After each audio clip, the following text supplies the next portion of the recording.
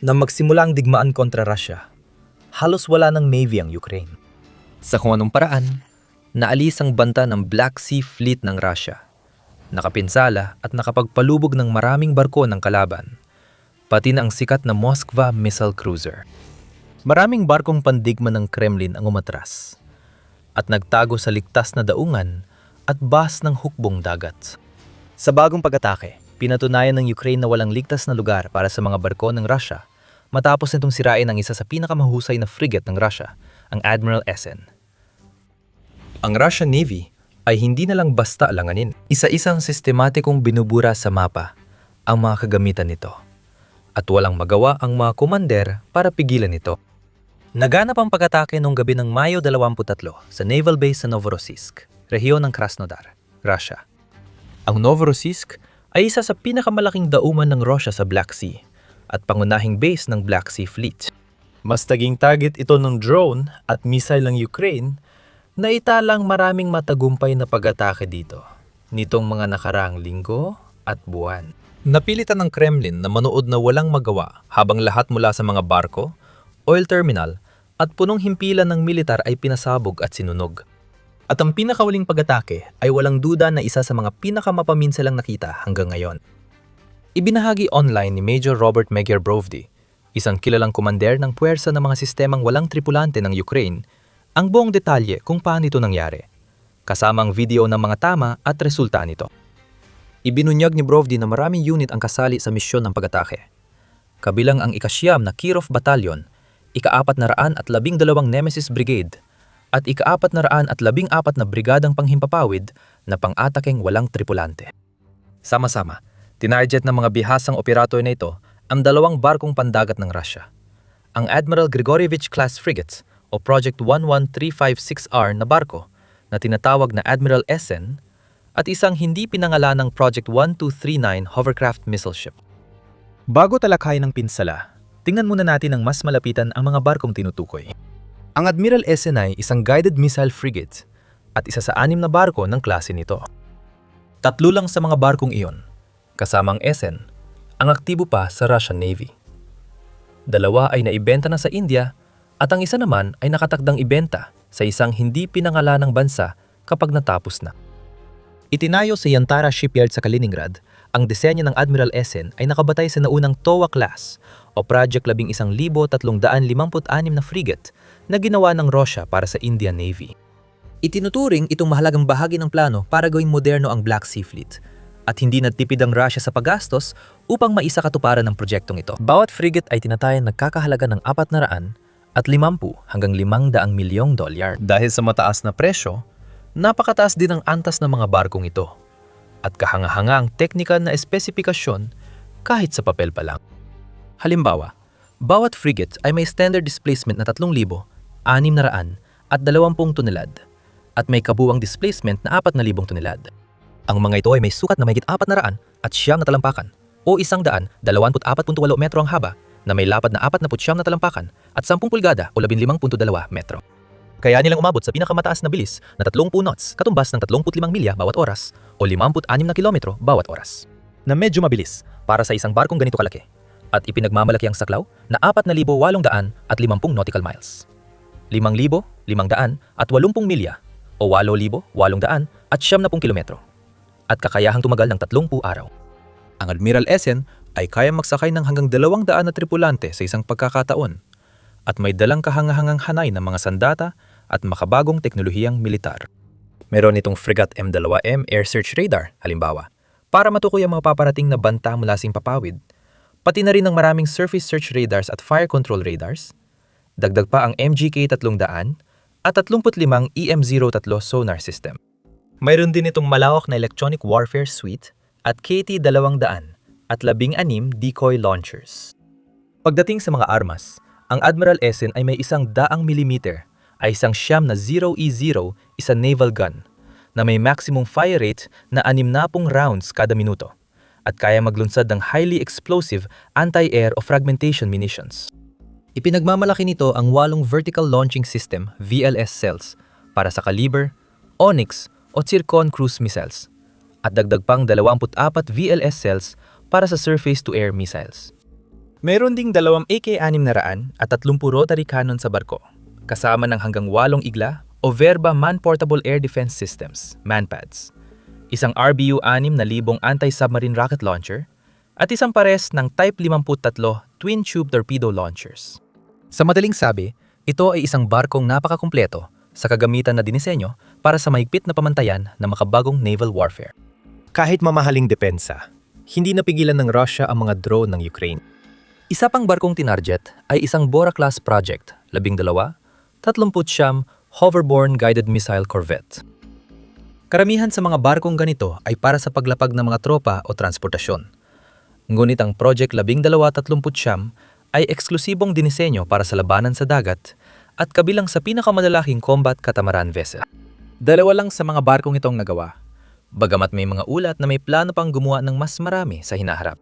May displacement sila na mahigit 1,000 tonelada at may habang 200 at 15 talampakan o 66 na metro na may lapad na 56 na talampakan o 17 metro.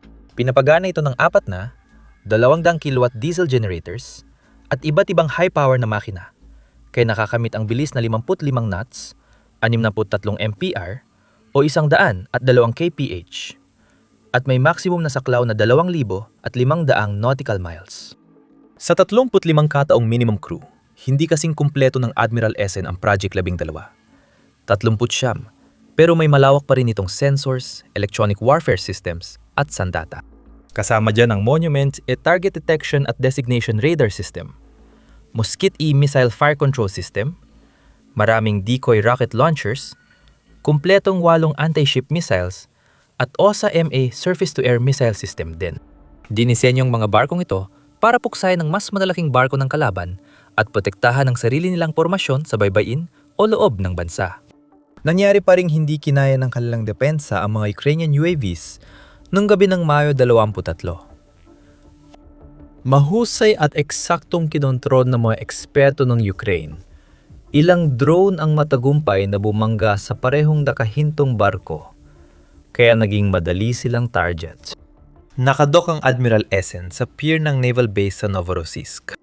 Ipinapakita sa video ng pag-atake na may hindi bababa sa isang drone na tumama sa gilid ng barko. At ayon sa mga ulat, may hindi bababa sa 3 pang UAV na bumangga sa frigate na sinubukan ngunit nabigong pabagsakin gamit ang sarili nitong depensa sa barko.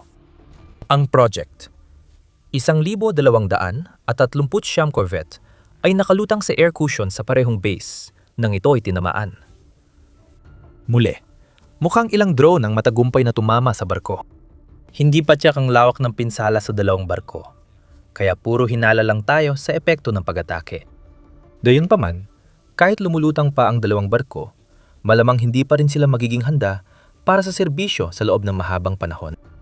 Maaring matinding na pinsala ang katawan, deck, o iba't ibang sistema at depensa ng bawat isa, kaya kakailanganin ng Russia ng oras, pera, at kagamitan para maayos bago ito muling maglayag. Alam natin na kamakailan ay gumagamit ang Ukraine ng mas mabibigat na drone na may mas malaking kargamento.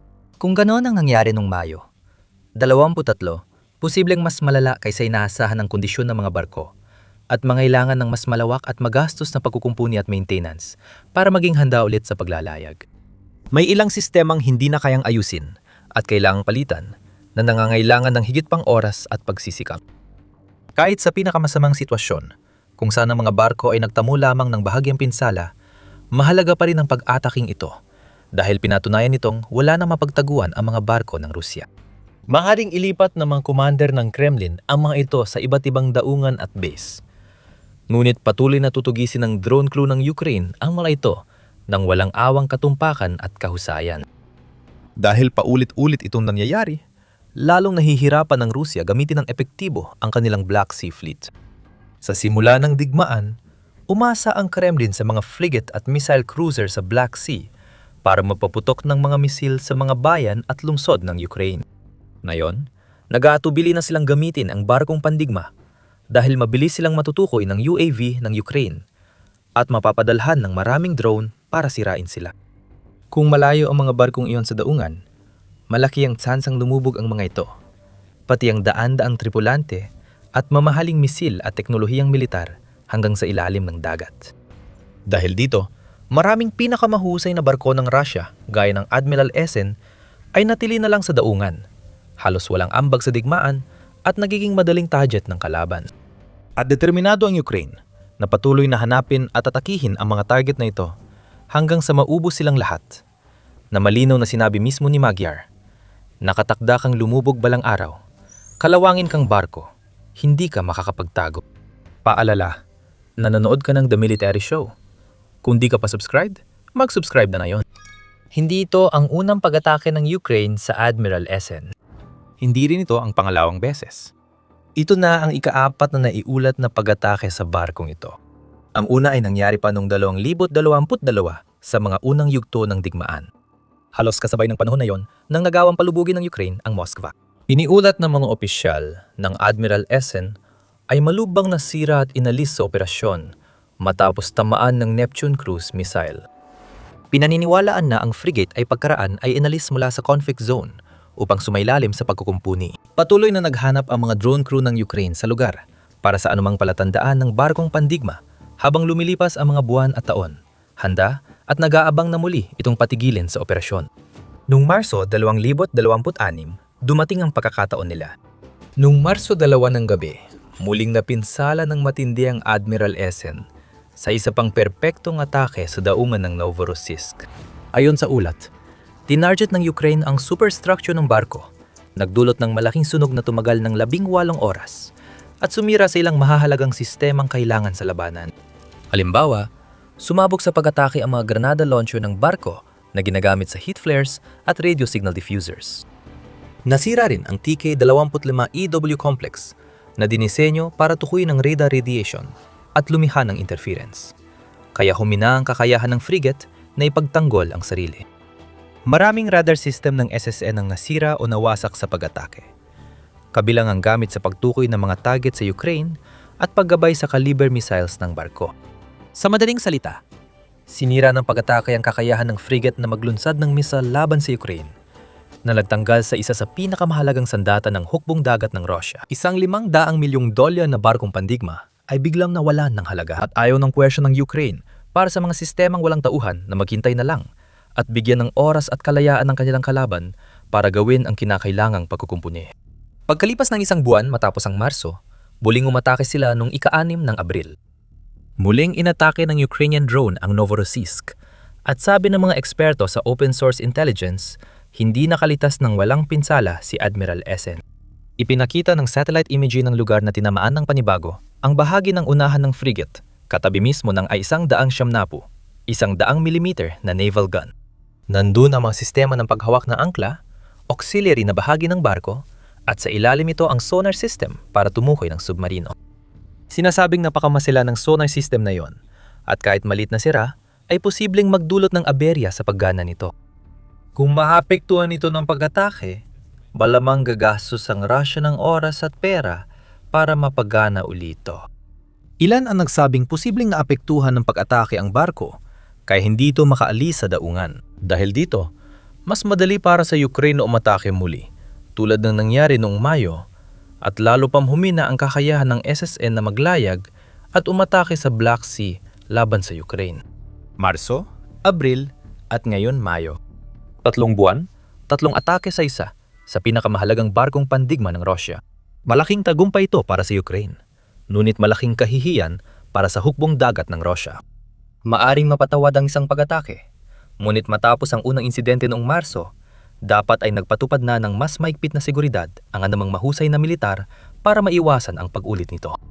Halimbawa, dapat nagdagdag ang Russia ng karagdagang mga panlaban sa drone at mga sistema ng depensang panghimpapawid sa Novorossiysk, o naglagay ng mas mahusay na radar para agad makita at matugunan ang mga paparating na drone.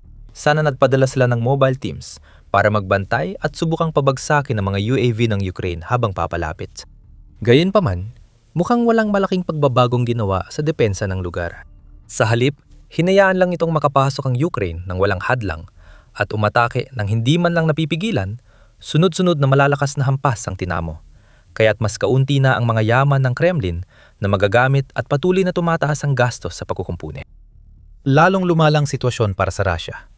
Dahil hindi lang ang Admiral Esen at Project 1239 corvette ang nasira nung gabi ng Mayo 23. Nag-ulat si Magyar ng mahabang listahan ng target na tinamaan ng kanyang drone operators, kabilang ang OSA Surface-to-Air Missile System sa Donetsk na tinatayang nagkakahalaga ng humigit kumulang 10 milyong dolyar. Kasama rin ang likurang base at logistics hub na ika-6 na Army ng Air at Air Defense Forces ng Russia sa Rovenki, Luhansk. Tinamaan din ang command post ng drone sa Kherson, pati ilang fuel tanker at armored vehicles sa Zaporizhia. Sa Novorossiysk naman, 2 oil terminal, Amshaskaya at Gorchikova terminals, para maging tiyak ay tinamaan din. Ito raw ang pinakamalaking imbakan ng petrolyo sa Caucasus, na may kapasidad na hanggang 1.2 milyong tonelada ng fuel. Iba't ibang asset sa iba't ibang lokasyon, lahat ay matagumpay na tinarget, at alinman ay nasira o nawasak sa loob lamang ng isang gabi. Iyan ay isang kahangahangang patunay kung gaano kahusay na pagkadalubhasa ng Ukraine ang sining ng drone warfare. Habang patuloy na nagpapakawala ang Russia ng malalaking grupo ng drone sa mga bayan at lungsod ng Ukraine, umaasa lang na makapinsala ng husto ng walang malinaw na layunin o pangkalahatang estratehiya sa likod ng kanilang taktika. Ang Ukraine naman ay sumusunod sa mas maingat at sistematikong pamamaraan. Maingat nilang pinipili ang target at kinakalap ang impormasyon para matukoy ang pinakamahalagang ari-arian para sa Russia. Halimbawa, ang mga infrastruktura ng industriya ng langis at mamahaling kagamitang militar na ginagamit para sa malalayang pag-atake sa mga lungsod at sibilyan ng Ukraine. Sinusundan ng mga ahente ang mga targets, tinutukoy ang lokasyon at pinipiling wasakin sa tamang oras. At gumagana ito. Sa bawat lumilipas na linggo, dumarami ang mga ulat ng matagumpay na pag-atake ng mga Ukrainiano. Hindi lang sa mga frontline o 10 hanggang 15 milya sa likod nito, kundi pati na rin sa malalalim na bahagi ng mga sinakop na rehiyon at teritoryo ng Rusya. Ang mga drone ay tumatago sa likuran ng kalaban, hinahanap at sinisira ang pinakamahalagang bagay para sa Kremlin, na nagdudulot ng bilyong dolyar na pinsala. Unti-unting pinapahina ang kakayahan ng Rusya na ipagpatuloy ang digmaan sa pamamagitan ng paggawa rito na mas magastos at hindi napapanatili. Dinadala nilang digmaan sa mga mamamayang Ruso sa pamamagitan ng pagpapailaw sa kalangitan ng mga rehiyon ng Rusya, sa pamamagitan ng mga sunog at pagsabog, habang paulit-ulit na inaatake ang mga barkong pandigma at refinerya ng langis, hindi sa mga sibilyan o infrastruktura. Tumutulong ito wasakin ang alamat na malakas ang makinarya ng digmaan ng Kremlin at pinapahina ang pahayag ni Putin na malapit nang magwagi ang Rusya. Dahil sa sunod-sunod at mas epektibong pag-atake ng Ukraine, pati matitinding Russian nationalist at Z-bloggers ay nagsimulang batikusin ang mga desisyon ni Putin at punahin ang nakikita nilang kahihiyang kawalang kakayahan ng pamunuan ng militar. Samantala, dumarami ang naniniwalang dapat tapusin ang digmaan sa lalong madaling panahon. At ayon sa mga survey, pababa ang kasikatan ng Pangulo araw-araw. Ipinapakita ng mga kwentong ganito ang lumalalang depensa sa himpapawid ng Russia dahil madalas nang tamaan ng Ukraine ang ilang target linggo-linggo. Sa halip, kaya nitong tamaan ang maraming target sa iba't ibang rehiyon sabay-sabay. Sa lohika, imposible yon. Bilyon-bilyon ang ginastos ng Rusya sa digmaang ito. Dapat ay may sapat itong depensa laban sa mga atake. Pero malinaw na hindi niya nagagawa dahil abala rin ang Ukraine sa pagsira ng mas maraming anti-air batteries, radar at missile systems. Binubuksan nito ang daan para makalipad ang drone at missile ng walang hadlang. Kaya ang mga target tulad ng Admiral Esen ay lantad. Alamin kung paano nabago ng Ukraine ang takbo ng digmaan at naitulak ang Rusya sa bingit ng pagbagsak sa video na ito. O kaya, panoorin mong video na ito para makita kung paano nadiskubre ng mga Ukrainian hacker ang isang kamanghamanghang estratehiya para lokohin ng mga sundalong Ruso na ibunyag ang kanilang eksaktong lokasyon. Kaya mas naging madali para sa mga drone at artillery team na lipulin sila. Siguraduhin mag-subscribe sa The Military Show para sa mas marami pang maiinit na balita, kaalaman at pagsusuri tungkol sa digmaan ng Rusya at Ukraina. At maraming salamat, gaya ng dati, sa iyong panonood.